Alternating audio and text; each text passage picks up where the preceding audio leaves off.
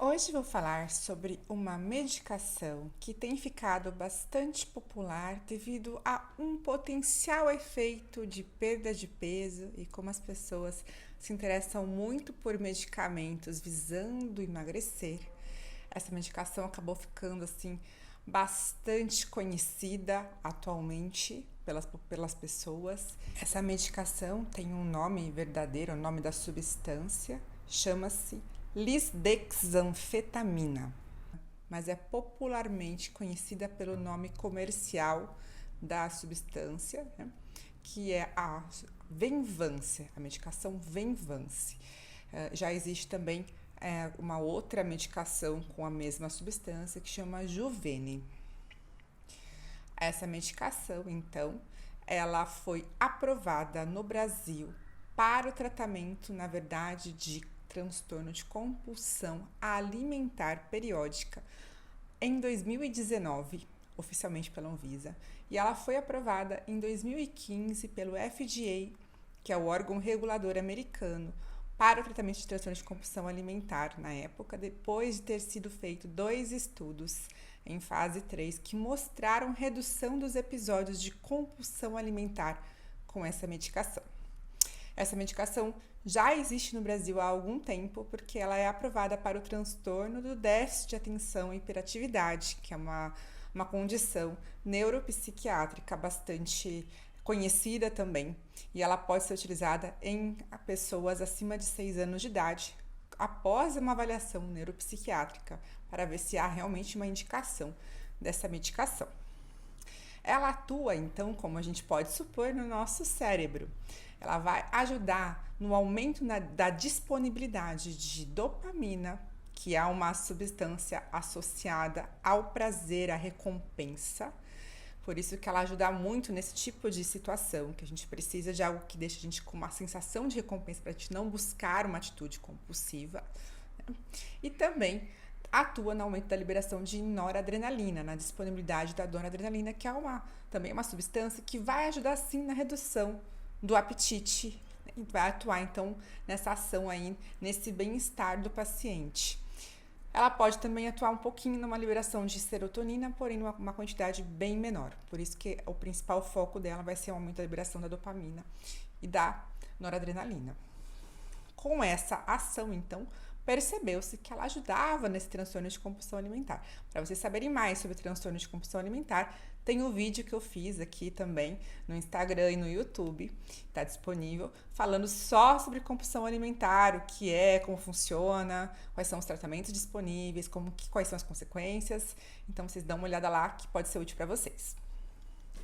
No caso, então, o que ela faz, essa medicação, do ponto de vista do transtorno de compulsão alimentar? Ela vai ajudar a reduzir esses episódios. Ela reduziu nos estudos em torno de 2,6 vezes o número de episódios de compulsão, né? E isso é muito útil. 40% dos pacientes que utilizaram essa medicação com o transtorno de compulsão alimentar cessaram esses episódios de compulsão, versus 15% do grupo placebo, que é o grupo que utiliza a medicação de mentirinha.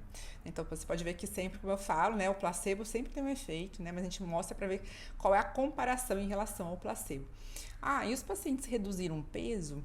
Sim, reduziram peso, mas lembrando, essa medicação ela foi estudada em pacientes com transtorno de compulsão alimentar. Então, embora ele seja bastante comum na população com sobrepeso e obesidade, não é todo mundo que tem compulsão, que tem obesidade, sobrepeso, que tem compulsão alimentar.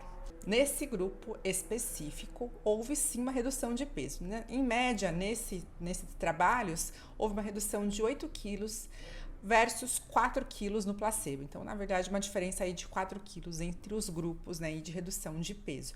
Mas você pode ver que na bula dessa medicação não está indicado para emagrecer, para perda de peso, porque realmente não foi esse o grupo estudado de pacientes. Outra coisa que é interessante é que essa medicação ela tem 3 doses disponíveis, e nos estudos o que teve maior benefícios foram as doses maiores da medicação para esse tipo de transtorno. Embora existam essas outras doses, tem que começar às vezes com uma dose menor, porque essas doses também são utilizadas para outros fins, né? No caso, para o transtorno de déficit de atenção e hiperatividade, mas no caso do transtorno de compulsão, ela teve essas doses baixas, não teve um resultado tão relevante assim. Essa medicação, devido ao mecanismo de ação dela, ela só pode ser prescrita pelo médico. Ela tem que ser, o seu paciente tem que passar por uma avaliação, porque tem sim efeitos colaterais e contraindicações.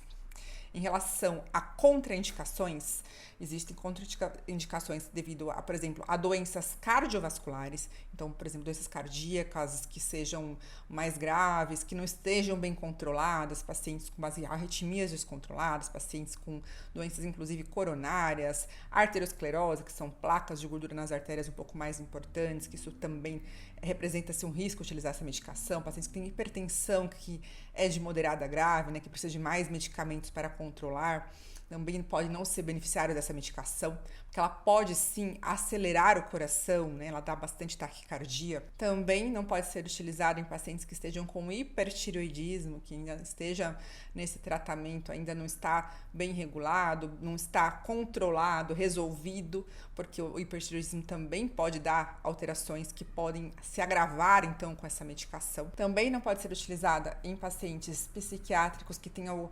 contraindicações, porque existe sim interação com outras medicações e existem quadros psíquicos que podem se agravar com o efeito que essa medicação causa no cérebro. Então, isso tem que ser avaliado pelo psiquiatra. Também não deve ser utilizado em pacientes que têm glaucoma, que é uma hipertensão dentro dos olhos, né? E tem vários medicamentos que podem piorar o glaucoma, inclusive essa medicação. E quais são os efeitos colaterais dessa medicação? O efeito mais frequente é a insônia, que pode ocorrer em 20% dos pacientes. Também ataque cardíaco, que é bastante comum, essa sensação de palpitações, né? Aumento da pressão, né, pode ocorrer em pacientes mais predispostos. Sudorese, né, aumento do suor. Tem gente que percebe bastante esse aumento do suor. Então, a pessoa que já tem muito suor pode se incomodar com isso. Boca seca, que é extremamente frequente com vários tipos de medicações que têm ação semelhante nessa parte de liberação de noradrenalina, por exemplo.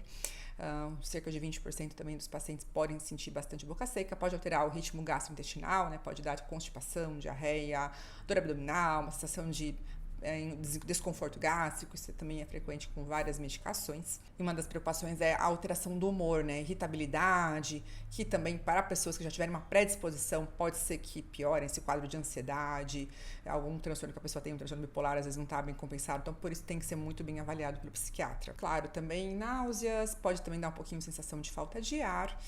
Então, como vocês podem ver, é uma medicação que tem vários efeitos colaterais, então, por isso não é todo mundo que vai sentir esses efeitos. Mas a gente tem que ter muita cautela antes de utilizar esse tipo de medicação. Tem que ser indicado pelo médico.